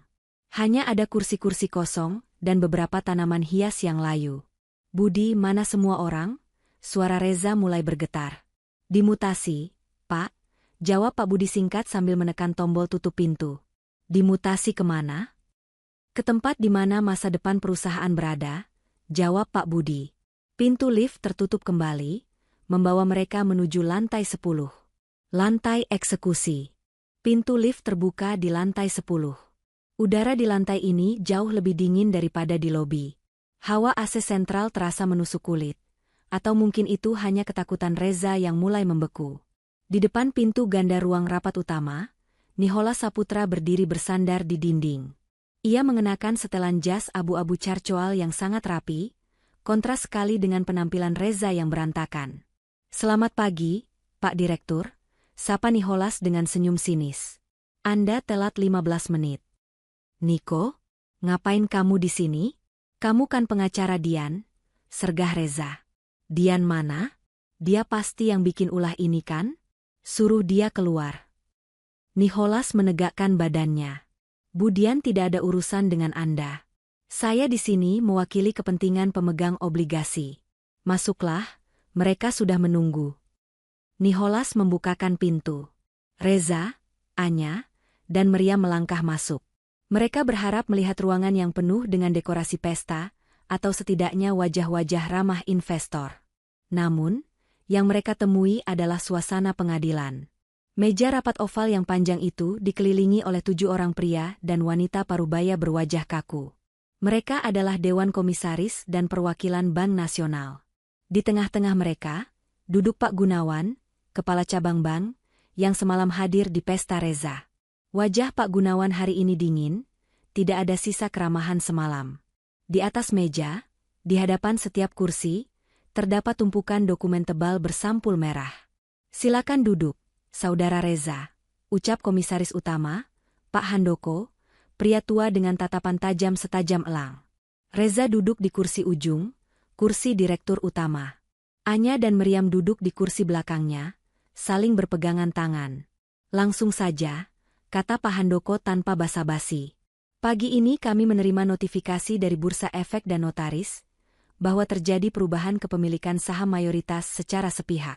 Saudara Reza, Anda mengklaim 90% saham PT Sastro Group adalah milik Anda pribadi." Benar," jawab Reza, berusaha terdengar berwibawa meski suaranya pecah. "Itu hibah dari istri saya. Legal. Sah. Kenapa? Bapak-bapak tidak suka saya jadi pemilik?" Pak Handoko melempar sebuah dokumen ke hadapan Reza. "Kami tidak peduli siapa pemiliknya, selama perusahaan sehat. Masalahnya, Saudara Reza, apakah Anda sadar apa isi perut perusahaan yang Anda rebut ini?" Reza bingung. Ia membuka dokumen itu. Isinya deretan angka dan istilah akuntansi yang tidak ia pahami. "Maksudnya?" "Lihat halaman 5, sela Pak Gunawan dari pihak bank." Reza membalik halaman. Neraca keuangan per 19 Januari 2026. Aset. Gedung kantor pusat, sengketa lahan, nilai, IDR 0, dibekukan. Mesin produksi, usia 10 tahun, nilai, IDR 2 miliar, rusak berat. Kas setara kas, IDR 15 juta rupiah. Kewajiban, utang. Utang bank jangka pendek, IDR 50 miliar, jatuh tempo 30 Januari 2026. Utang pajak tertunggak, IDR 12 miliar. Pesangon karyawan PHK massal, IDR 5 miliar. Total kewajiban, 67 miliar rupiah. Pak Gunawan membacakan angka itu dengan lantang. Sedangkan kas di rekening perusahaan saat ini hanya cukup untuk beli kopi karyawan selama seminggu. Tunggu dulu." Reza berdiri, kursinya berdecit keras. "Ini salah. Laporan minggu lalu aset kita ada 200 miliar. Kontrak dengan vendor tambang, paten limbah, mana semua itu?" Nicholas maju selangkah, meletakkan dokumen lain di meja. Aset-aset itu sudah dijual secara sah 3 hari yang lalu ke pihak ketiga untuk menutupi kerugian operasional. Jelas Nicholas tenang. "Anda sendiri yang menandatangani persetujuannya kemarin siang. Ingat tumpukan kertas yang dibawa Pak Budi?" Wajah Reza memucat seputih kertas. Ia ingat momen itu. Momen di mana ia sibuk membayangkan liburan ke Eropa sementara tangannya menandatangani kematiannya sendiri. Kalian menjebak saya?" teriak Reza. Ia menunjuk Nicholas. "Ini penipuan." "Bukan penipuan," potong Nicholas tajam. Itu restrukturisasi bisnis. PT Sastro Group yang lama memang sudah sakit. Dian, sebagai pemegang kuasa sebelumnya, menyelamatkan aset sehat dengan memindahkannya.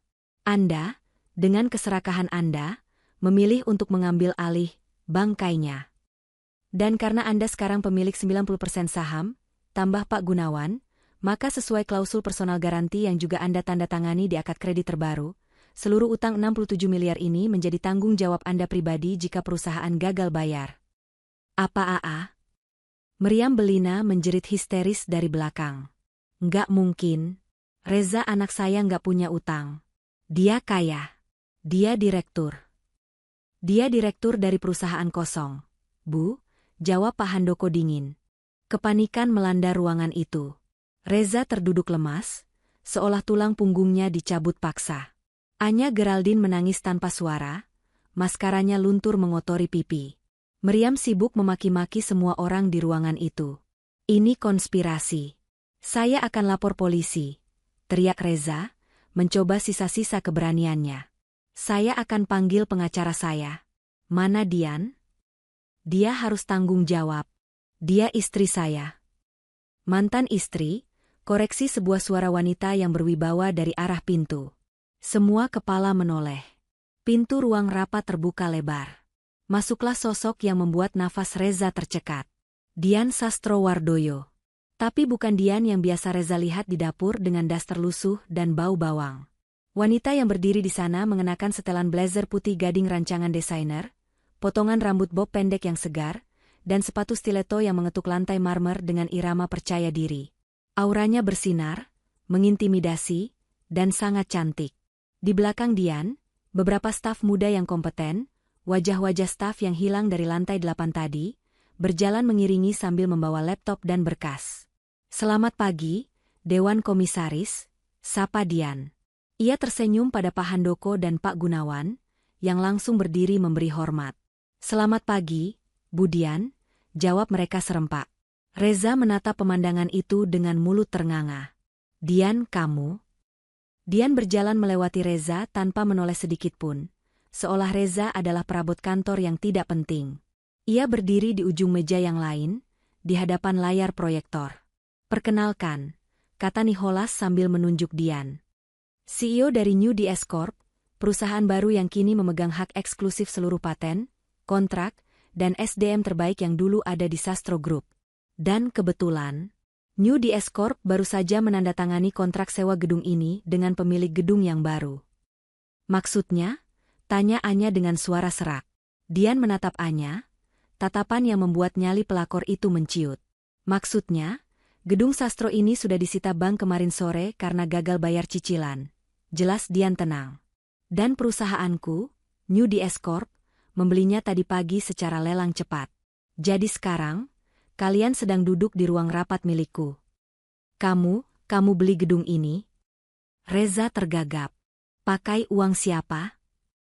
Pakai uang warisan papa yang selama ini aku simpan di trust fund luar negeri. Uang yang gak pernah bisa kamu sentuh. Jawab Dian sambil tersenyum manis. Dan tentu saja, profit dari kontrak-kontrak yang aku pindahkan. Dian kemudian menatap Reza, Anya, dan Meriam bergantian. Jadi, secara teknis, kalian bertiga adalah penyerobot properti yang masuk tanpa izin ke kantorku. Dian, kamu tegas sama ibu. Meriam tiba-tiba maju, mencoba memainkan kartu, ibu mertua teraniaya. Ia hendak memegang tangan Dian. Ibu kan mertua kamu, masa kamu biarkan Reza kayak gini? Dian mundur selangkah, menepis tangan Meriam. Wajahnya dingin sedingin es. Mertua? Seingat saya, semalam ibu mengusir saya seperti anjing kurap. Ibu bilang saya pembawa sial. Sekarang, saya kembalikan kesialan itu kepada pemilik aslinya. Dian menoleh ke arah Satpam Blackstone Security yang berjaga di pintu. Pak, tolong amankan 3 orang ini. Mereka mengganggu rapat saya. Tunggu. Nggak bisa gitu dong. Reza berontak saat Satpam mendekat. Gue masih direktur utama PT Sastro Group. Gue punya hak di sini. PT Sastro Group sudah tidak berkantor di sini, Pak. Sela Nicholas sambil membuka map tebal. Alamat domisili PT Sastro Group per hari ini sudah dipindahkan ke sebentar. Nicholas mengecek kertas itu. Ke sebuah ruko di daerah pinggiran Bekasi. Ruko petak yang atapnya bocor, kalau tidak salah. Itu satu-satunya aset properti yang tersisa di perusahaanmu, Mas, tambah Dian. Selamat menempati kantor baru. Reza merasa dunia berputar. Ruko di Bekasi, utang 67 miliar? Tiba-tiba, Pak Gunawan dari bank berdeham. Pak Reza, karena Bapak ada di sini, saya sekalian sampaikan surat somasi pertama. Bank menuntut pelunasan utang 50 miliar paling lambat besok siang. Jika tidak, kami akan menyita seluruh aset pribadi yang terdaftar atas nama Bapak sebagai penjamin. Itu termasuk rumah di Pondok Indah, mobil sport di depan, dan oh ya, rekening pribadi Bapak. Apa? Anya menjerit. Matanya melotot horor. Rumah disita? Mobil disita? Terus kita tinggal di mana? Di ruko Bekasi itu mungkin? Jawab Nicholas santai. Enggak, gue enggak mau. Anya histeris. Ia menoleh ke Reza dan mulai memukuli dada pria itu. Ini gara-gara kamu. Kamu bilang kamu kaya. Kamu bilang semuanya aman.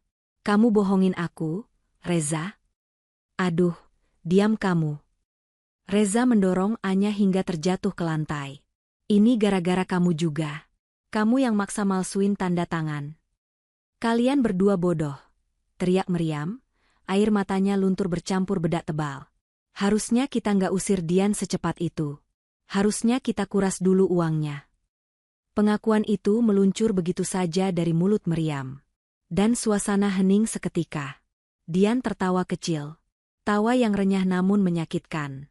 Terima kasih atas pengakuannya, Bu Meriam, ucap Dian. Ia mengangkat ponselnya yang sejak tadi merekam suara. Ini akan jadi bukti tambahan yang bagus di pengadilan nanti. Reza menatap Dian dengan tatapan nanar. Ia baru sadar betapa mengerikannya wanita yang selama ini ia anggap lemah itu. Dian bukan hanya diam. Dian sedang menyusun peti mati untuk mereka, paku demi paku, dengan kesabaran yang luar biasa. Dian. Suara Reza melunak, memohon. Ia berlutut di lantai ruang rapat yang dingin itu. Harga dirinya sudah hancur lebur. Tolong aku, aku suamimu. Kita bisa bicarakan ini baik-baik. Aku hilaf. Aku dipengaruhi setan. Ia melirik Anya. Anya mendelik marah, tapi tidak berani bicara. Dian menatap pria yang berlutut di kakinya itu. Dulu, ia sangat mencintai pria ini. Dulu, ia rela melakukan apa saja demi senyum pria ini. Tapi sekarang, yang ia lihat hanyalah sampah. Dian membungkuk sedikit, mensejajarkan wajahnya dengan Reza. Mas, ingat flash disk yang aku kasih? Bisik Dian lembut. Reza mengangguk gemetar. Di situ ada video kalian memalsukan tanda tangan. Aku sudah kirim salinannya ke kepolisian pagi ini. Jadi, selain bangkrut dan gelandangan, kamu juga akan segera jadi narapidana. Reza terbelalak. Tubuhnya lemas seketika. Ia ambruk ke lantai, pingsan karena syok berat. Reza. Bangun Reza. Jerit meriam mengguncang tubuh anaknya. Dian berdiri tegak, merapikan blazernya. Ia menatap satpam. Seret mereka keluar. Buang ke jalanan. Dan pastikan mobil sport di depan itu diderek ke gudang penyitaan bank. Dian berbalik badan, berjalan menuju jendela besar yang menghadap kota Jakarta. Ia tidak lagi melihat ke belakang, di mana Reza yang pingsan sedang diseret keluar, diiringi tangisan Anya dan jeritan meriam yang memilukan. Pagi itu, di lantai 10, matahari bersinar terang menyinari wajah Dian Sastrowardoyo. Badai baru saja berlalu, menyapu bersih parasit-parasit dalam hidupnya. Dan Dian, sang ratu, akhirnya kembali bertahta di kerajaannya sendiri. Reza Rahadian, Anya Geraldine, dan Meriam Belina berdiri di trotoar panas di depan gedung pencakar langit yang dulunya mereka anggap milik sendiri. Matahari Jakarta siang itu terasa membakar kulit, seolah alam pun ikut menghukum mereka. Mereka baru saja diusir paksa oleh Satpam Blackstone Security. Reza masih linglung pasca pingsan singkat tadi. Ia duduk di pinggir selokan kering, dasinya miring, jas mahalnya kotor oleh debu jalanan. Anya sibuk menelepon teman-temannya, mencoba mencari tumpangan, namun satu persatu panggilannya ditolak atau tidak diangkat. Berita kejatuhan Sastro Group rupanya menyebar lebih cepat daripada api. Gimana ini, Mas? Mobil kamu diderek. Kita pulang naik apa? Taksi online aku saldonya habis. Rengek Anya, menghentak-hentakan kakinya yang lecet karena high heels. Diam dulu, Anya. Kepalaku mau pecah, bentak Reza lemah. Meriam Belina, yang biasanya menjunjung tinggi gengsi, kini menutupi wajahnya dengan tas tangan. Takut ada kenalan yang lewat dan melihatnya terlantar di pinggir jalan. Tiba-tiba, suara sirine yang nyaring memecah kebisingan lalu lintas. Bukan satu, tapi 3 mobil patroli polisi berhenti tepat di depan mereka. Lampu rotarinya berputar menyilaukan. Beberapa petugas berseragam lengkap turun, didampingi oleh 2 orang penyidik berpakaian preman. Salah satu penyidik itu memegang sebuah tablet. Saudara Reza Rahadian? Tanya penyidik itu tegas. Reza mendongak, matanya menyipit silau. Ya? Saya sendiri. Ada apa ini, Pak? Kalau mau tilang mobil saya sudah diambil ban. Kami dari Polres Metro Jakarta Selatan. Kami membawa surat perintah penangkapan atas nama Reza Rahadian, Anya Geraldine, dan Meriam Belina, ucap petugas itu sambil menunjukkan surat berlogo kepolisian. Penangkapan? Pekik Meriam. Jantungnya serasa copot. Atas dasar apa? Kami orang terhormat. Penyidik itu memutar tablet di tangannya, menunjukkan sebuah video. Video itu adalah rekaman CCTV dari flash disk yang diberikan Dian. Gambar di layar sangat jernih. Terlihat Anya sedang memalsukan tanda tangan, Reza yang memberikan instruksi, dan Meriam yang menyemangati tindakan kriminal itu. Suara mereka pun terekam jelas. Tanda tangan Dian itu simpel. Ada lengkungan di huruf D. Suara Anya terdengar dari tablet itu. Wajah Anya pucat pasi, seputih kertas HVS. Lututnya gemetar hebat, hingga ia harus berpegangan pada tiang lampu jalan. Dugaan tindak pidana pemalsuan surat sebagaimana diatur dalam pasal 263 KUHP, serta tindak pidana penipuan dan penggelapan dalam jabatan, lanjut polisi itu dengan nada dingin. Ancaman hukuman maksimal 6 tahun penjara. Itu video rekayasa. Deepfake, teriak Reza panik, berusaha menyangkal fakta yang terpampang nyata. Istri saya menjebak saya. Silakan sampaikan pembelaan Bapak di pengadilan. Sekarang, ikut kami ke kantor polisi, perintah petugas itu. 2 petugas memegang lengan Reza. 2 lainnya memegang Anya. Lepasin. Gue nggak salah. Reza yang nyuruh. Gue cuma sekretaris.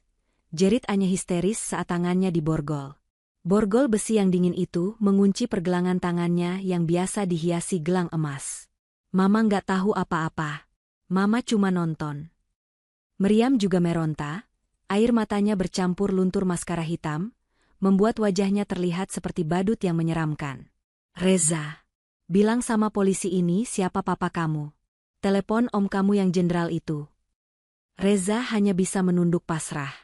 Ia tahu, omnya yang jenderal itu sudah meninggal 2 tahun lalu, dan koneksi ayahnya sudah lama putus sejak ia memimpin perusahaan dengan arogan. Orang-orang yang lalu lalang di trotoar mulai berhenti. Beberapa mengeluarkan ponsel, merekam kejadian itu. Itu kan Pak Reza Sastro yang sombong itu. Iya, itu selingkuhannya juga. Wah, kena karma instan nih. Mampus. Pelakor akhirnya diciduk. Cemoohan warga terdengar riuh. Reza merasa ditelanjangi di depan umum. Harga dirinya hancur berkeping-keping. Ia digiring masuk ke dalam mobil polisi seperti maling ayam, disaksikan oleh ratusan mata yang memandangnya jijik. Di lantai 10 gedung di atas mereka, Dian Sastrowardoyo berdiri di balik kaca jendela besar, menatap ke bawah. Ia melihat mobil-mobil polisi itu membawa pergi masa lalunya yang kelam. Selesai 1 babak, gumam Dian pelan. Ia tidak tersenyum senang, hanya merasa lega. Beban berat di dadanya akhirnya terangkat. Suasana di ruang interogasi Polres Metro Jakarta Selatan terasa pengap dan mencekam. Reza, Anya, dan Meriam ditempatkan di ruangan terpisah untuk diperiksa, namun suara teriakan mereka menembus dinding partisi yang tipis. Reza duduk berhadapan dengan penyidik. Wajahnya kusut, matanya merah. Jadi, Saudara Reza, penyidik itu memulai dengan santai sambil mengetuk-ngetukkan pena. Di video itu jelas sekali. Anda yang memberikan buku tabungan asli istri Anda sebagai contoh tanda tangan. Benar?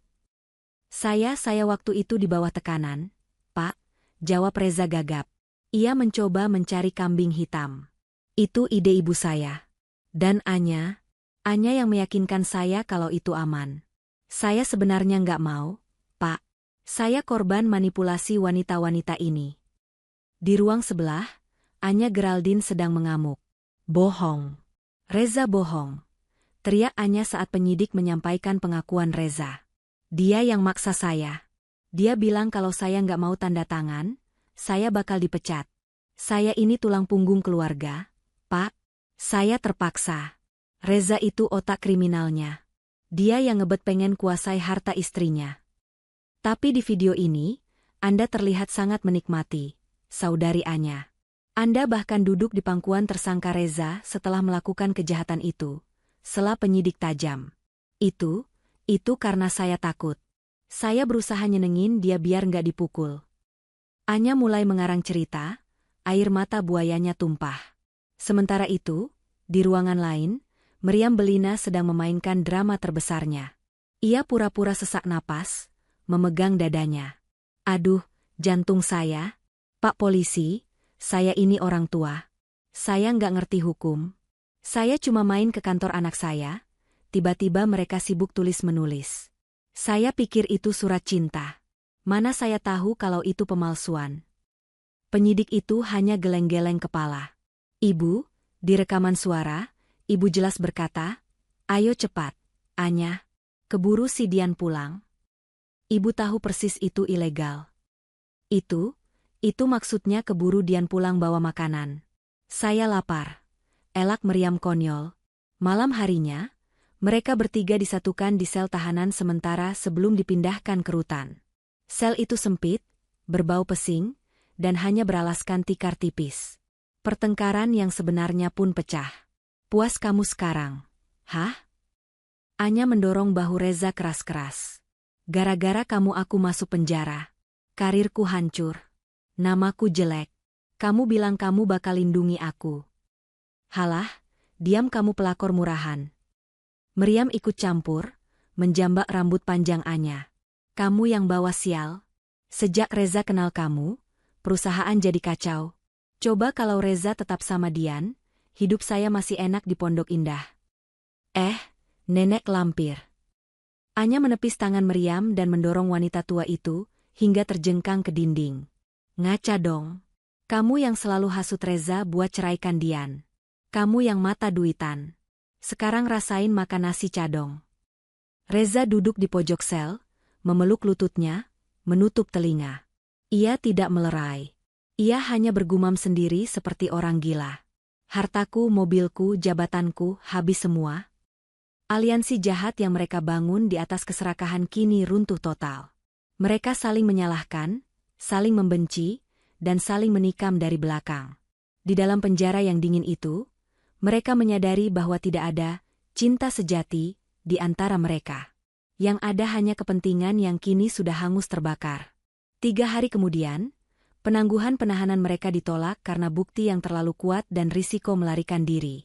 Namun, karena proses pra-peradilan yang diajukan pengacara publik, gratisan, yang mereka dapat, mereka sempat dikeluarkan sebentar dengan status tahanan kota wajib lapor, sambil menunggu sidang. Tapi, bebas, bukan berarti lega. Saat mereka kembali ke rumah mewah di Pondok Indah, pagar rumah itu sudah digembok dengan rantai besar. Stiker merah besar bertuliskan, disita ban, tertempel di gerbang. Di depan gerbang, barang-barang pribadi mereka, baju-baju bekas, sepatu, dan perabotan kecil, sudah ditumpuk dalam kardus-kardus mie instan yang basah kehujanan. Tetangga-tetangga komplek elit itu menonton dari balik jendela dengan tatapan sinis. Tidak ada yang mau membantu. Kita mau tidur di mana? Ma? Tanya Reza dengan suara parau. Ia memegang kardus berisi jas-jas kerjanya yang kini tak berguna. Ke hotel. Mama nggak mau tidur di jalan, rengek Meriam. Kartu kreditku diblokir semua, Ma. Rekeningku freeze. Kita nggak punya uang sepeser pun. teriak Reza frustrasi. Anya sudah kabur duluan. Begitu keluar dari kantor polisi, dia langsung menghilang. Konon pulang kampung ke rumah orang tuanya di desa untuk sembunyi dari rasa malu. Meninggalkan Reza sendirian menanggung beban ibunya. Ruko, kita ke ruko di Bekasi. Gumam Reza, teringat ucapan Nicholas di ruang rapat. Mereka memesan taksi online dengan sisa uang tunai terakhir di dompet Reza. Perjalanan ke pinggiran Bekasi terasa sangat jauh dan menyedihkan. Sesampainya di sana, kenyataan menampar mereka lebih keras. Ruko yang menjadi kantor pusat PT Sastro Group, itu ternyata adalah bangunan tua 2 lantai di kompleks pasar yang kumuh. Cat dindingnya mengelupas, rolling door-nya karatan dan macet. Bau sampah menyengat dari selokan di depannya. Ini tempat tinggal kita. Meriam menutup hidungnya dengan sapu tangan kotor. Reza, Mama nggak bisa tinggal di sini. Banyak tikus. Nggak ada pilihan lain. Ma? Atau Mama mau tidur di kolong jembatan? Reza membentak ibunya untuk pertama kalinya seumur hidup. Dengan susah payah, Reza membuka rolling door itu. Bagian dalam ruko gelap, pengap, dan penuh debu. Lantainya lengket. Tidak ada AC. Hanya ada satu kipas angin tua yang berdebu. Di lantai 2, ada satu kasur busa tipis yang sudah kuning dan bau apek. Malam itu, hujan turun deras. Atap ruko itu bocor di 5 titik. Reza dan Meriam duduk berhimpitan di sudut ruangan yang tidak bocor, berbagi sebungkus nasi kucing yang mereka beli dari angkringan depan. Tidak ada rendang, tidak ada sop buntut. Hanya nasi, sedikit sambal, dan teri. Dulu Dian selalu masakin Mama sop iga kalau hujan gini. Gumam Meriam lirih, matanya menerawang. Perutnya perih, tapi hatinya lebih perih.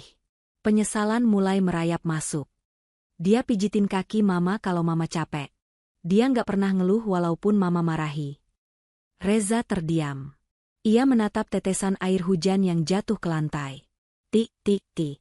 Bayangan wajah Dian muncul di benaknya. Dian yang tersenyum menyambutnya pulang kerja. Dian yang menyiapkan air hangat. Dian yang diam-diam membereskan kekacauan bisnisnya. Aku bodoh, Ma, bisik Reza. Air matanya menetes, bercampur dengan kotoran di wajahnya. Aku punya berlian, tapi aku buang demi batu kerikil. Dan sekarang, kerikil itu pun hilang. Di ruko yang busuk itu, sang mantan direktur utama dan sosialita palsu itu meringkuk kedinginan, merasakan menjadi gelandangan yang sesungguhnya. Bukan karena miskin harta, tapi karena miskin hati. 2 bulan kemudian, palu hakim diketuk 3 kali. Tok, tok, tok. Menyatakan terdakwa I. Reza Rahadian dan terdakwa 2-nya Geraldine terbukti secara sah dan meyakinkan bersalah melakukan tindak pidana pemalsuan surat secara bersama-sama. Menjatuhkan pidana penjara masing-masing selama 4 tahun 6 bulan. Menyatakan terdakwa 3 Meriam Belina terbukti turut, serta melakukan tindak pidana. Menjatuhkan pidana penjara selama 2 tahun. Ruang sidang riuh. Reza tertunduk lesu di kursi pesakitan, mengenakan rompi oranye tahanan. Rambutnya dicukur botak, wajahnya tirus dan kusam. Anya menangis meraung-raung di sampingnya. Meriam pingsan sungguhan kali ini. Setelah sidang usai, sebelum dibawa kembali ke sel, seorang petugas memberitahu Reza bahwa ada yang ingin menemuinya di ruang kunjungan. Reza melangkah dengan kaki diseret, rantai besi bergemerincing di kakinya. Ia duduk di balik kaca pembatas. Di seberang sana, duduk Dian Sastrowardoyo. Dian tampak bercahaya. Ia mengenakan dress sederhana berwarna biru pastel, wajahnya segar dan tenang. Tidak ada dendam, tidak ada amarah. Hanya ketenangan yang absolut. Reza menempelkan telapak tangannya yang kotor ke kaca. Dian? Suaranya parau, pecah oleh tangis. Dian tidak membalas gestur itu. Ia hanya meletakkan sebuah map di meja, lalu menyodorkannya lewat celah di bawah kaca. Tanda tangani ini, Mas. Surat cerai yang sudah diperbaiki. Kamu tidak perlu pusing soal Gono gini, karena kamu sudah tidak punya apa-apa untuk dibagi, ucap Dian datar. Reza menatap map itu dengan tangan gemetar. Dian, maafkan aku hilaf. Aku janji kalau aku keluar nanti, aku akan perbaiki semuanya. Tolong cabut tuntutan yang lain. Tolong bantu aku, Di. Aku nggak kuat di penjara. Makanannya basi, aku dipukuli napi lain. Dian menatap mata Reza dalam-dalam. Dulu, ia melihat cinta di sana. Sekarang, ia hanya melihat ketakutan seorang pengecut. Mas, kamu ingat waktu aku sakit demam tinggi tahun lalu? Kamu malah pergi karaoke sama Anya. Kamu ingat waktu papa meninggal?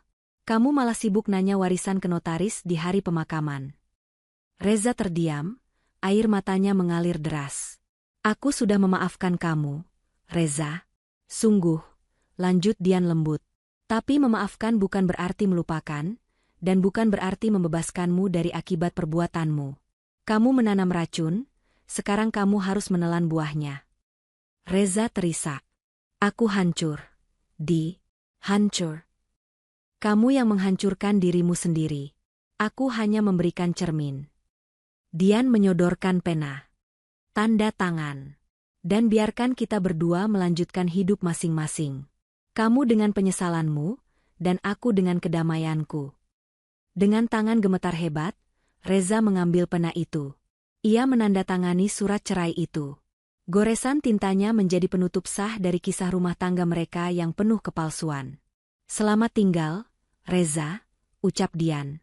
Ia berdiri, mengambil map itu, dan berbalik pergi. Dian tunggu. Reza berteriak sambil memukul-mukul kaca. Jangan pergi. Aku masih cinta kamu. Dian tidak menoleh lagi. Ia berjalan keluar dari gedung penjara itu, meninggalkan suara teriakan Reza yang semakin lama semakin sayup, tertelan oleh pintu besi tebal yang tertutup rapat. 1 tahun berlalu sejak kejadian itu. Lantai 40 gedung New DS Corp, dulunya Sastro Group, kini tampak jauh berbeda. Suasananya modern, cerah, dan penuh energi positif. Karyawan bekerja dengan semangat, bukan karena takut, tapi karena dipimpin oleh pemimpin yang visioner. Dian Sastrowardoyo duduk di kursi kebesarannya, kursi direktur utama yang asli. Di meja kerjanya, terdapat foto mendiang ayahnya yang tersenyum. Kita berhasil, Pak, bisik Dian sambil merapikan bunga sedap malam segar di vas mejanya. Interkom di mejanya berbunyi. Bu Dian, Pak Nicholas sudah datang. Rapat evaluasi akhir tahun siap dimulai. Suruh masuk, jawab Dian. Pintu terbuka. Nicholas Saputra masuk dengan senyum lebar. Ia tidak lagi terlihat tegang seperti masa-masa perang hukum dulu. Laporan keuangan tahun ini hijau semua. Bos, kata Nicholas sambil meletakkan tablet di meja. Profit naik 200% sejak kita ambil alih kembali gedung ini. Dan berita bagusnya, program CSR kita untuk beasiswa pendidikan anak kurang mampu sudah berjalan. Dian tersenyum puas. Bagus. Itu yang paling penting. Aku nggak mau perusahaan ini cuma cari untung, tapi harus berkah. Nggak kaya. Dian tidak melanjutkan kalimatnya. Ia sudah malas menyebut nama masa lalu. Nggak kaya, mereka? Sambung Nicholas. Ngomong-ngomong, aku dengar kabar dari Rutan. Reza sekarang jadi tukang cuci piring di dapur penjara buat dapat makanan tambahan. Ibunya sering sakit-sakitan di penjara wanita. Anya, kabarnya dia jualan online tapi sering ditipu orang. Dian menghela napas panjang, lalu menyesap teh hangatnya. Semoga itu bisa jadi pelajaran buat mereka menata hati. Aku sudah nggak peduli lagi, Niko. Nicholas menatap Dian dengan tatapan yang berbeda. Tatapan kagum yang lebih dari sekadar sahabat atau rekan kerja.